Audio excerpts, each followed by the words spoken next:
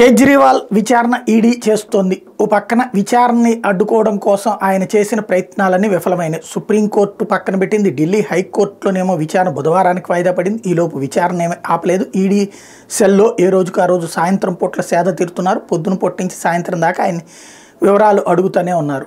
అందులో కీలకమైనటువంటి అంశం ఇప్పుడు వెలుగులోకి వచ్చింది. లిక్కర్ కుంభకోణం జరిగే సందర్భంలో అప్పుడు ఉన్నటువంటి ఫోన్స్ అన్నిటిని కూడా డిస్ట్రాయ్ చేశారు. సిసోడియా కావచ్చు, సుకేష్ చంద్రశేఖరన్ కావచ్చు, తర్వాత జైన్ కావచ్చు, అట్లాగే కవిత కావచ్చు, అందులో ఉన్నటువంటి నిందితులందరూ కూడా. కేజ్రీవాల్ది ఆ టైంలో ఫోన్ ఏదంటే అది పోయింది, మిస్ అయింది అని చెప్తున్నారట. ఆయన ఫోన్ కూడా ధ్వంసం చేశారు. ఎప్పుడైతే లిక్కర్ కుంభకోణం మీదన సిబిఐ విచారణకి ఆదేశాలు వచ్చినాయో లెఫ్టినెంట్ గవర్నర్ నుంచి, అర్థమైపోయింది బయటపడిపోతుంది అన్నాడు. అప్పుడు సాధారణంగా దర్యాప్తు సంస్థలు ఏం తీస్తాయి?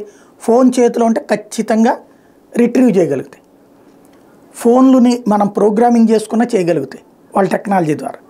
కాబట్టి ఆ ఫోన్లన్నిటినీ శాంతం దగ్ధం చేసేశారు. క్రషింగ్ మిషన్స్లో పెట్టి పొడి చేసేసి వాటిని దగ్ధం కూడా చేసేశారు. అదే ఇప్పుడు సాక్ష్యం కింద పెట్టి సిబిఐ విచారణ జరుపుతోంది. అందుకని కేజ్రీవాల్కి కూడా ఇమీడియట్ బెయిల్ రాలేదు, ముందస్తు బెయిల్ రాలేదు. ఇప్పుడు కేజ్రీవాల్ తన ఫోన్ కూడా ఆ జాబితాలోనే ఉన్నట్టు తేల్చారు.